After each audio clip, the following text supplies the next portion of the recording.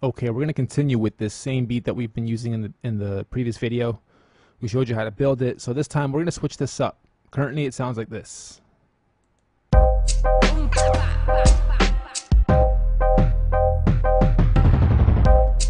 How would we take this? Or okay, actually we had that version, and then we had a nice little jungle version too.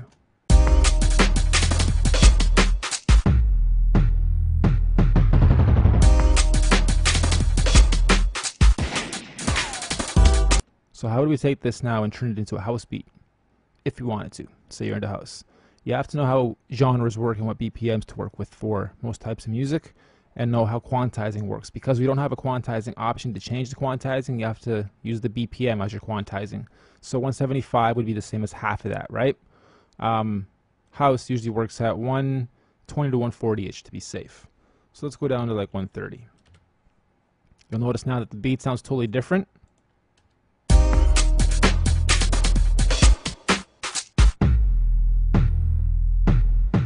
But if you bob your head to it, before we even lay the house lead, you know we can go and it'll sound nice. So what do we have to do? First, turn down anything that has drums, and then we'll use layer 8 or 9 as our house kit. So we'll go in here, we'll draw 2 bars in, click edit. You'll notice that this happens fast. It doesn't take too much. House 3 or 2 or 1, doesn't really matter as long as you have the same pattern. Yeah, I like that. Why not? So we simply put in a repetitive kick on every first part of each measure.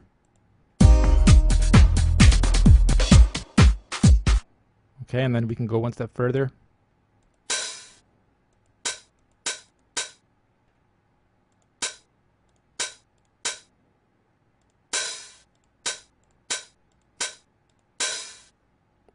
And now it sounds even more like house.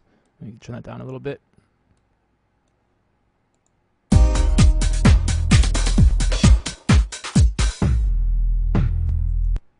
Okay, and then we can go one step further here.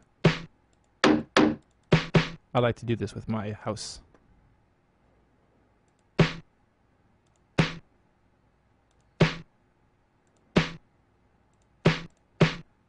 Just so it breaks it up nicely.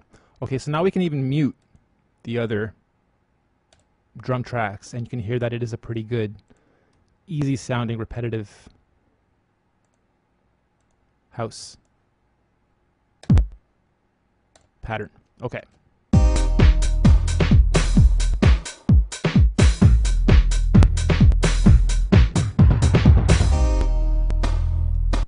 Okay, duplicate that all the way through.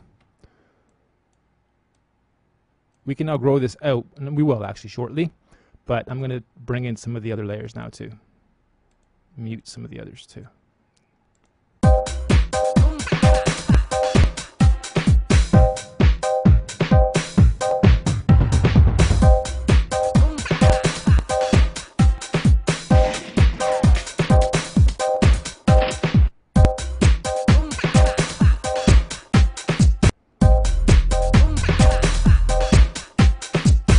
And then one thing we'll do is, with the bass line, bass works differently when it comes to genres.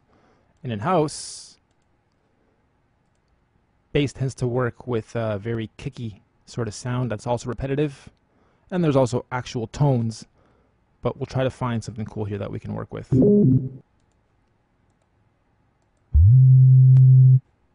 That's nice and short.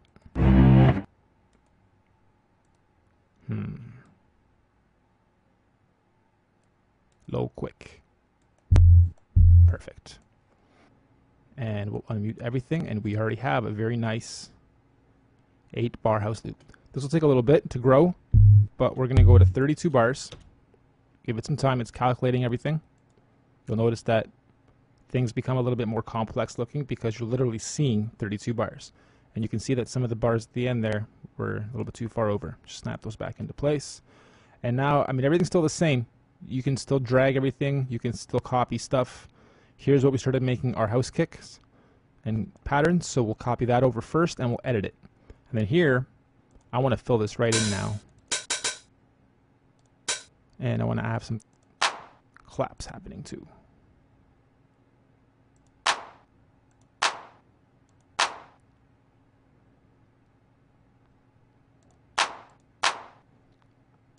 Okay, so now, if you know how a house works, it's a lot of repetitive builds. So you're always building and dropping new and more complex sounds, or pulling back a little bit, dropping in the bass line, dropping in your next lead instrument. So we'll try to grow this from nothing into a nice full sound.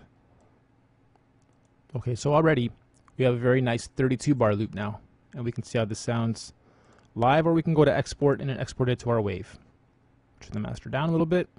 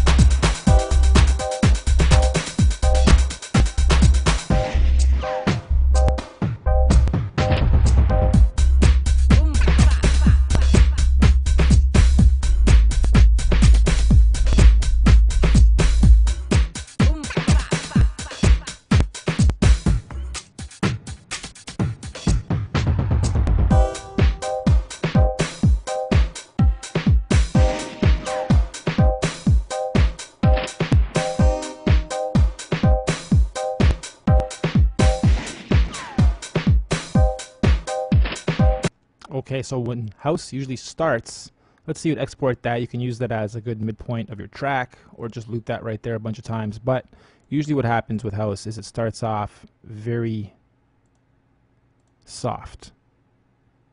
Even the beats, we'll get rid of these. If anything, when it comes to the drums,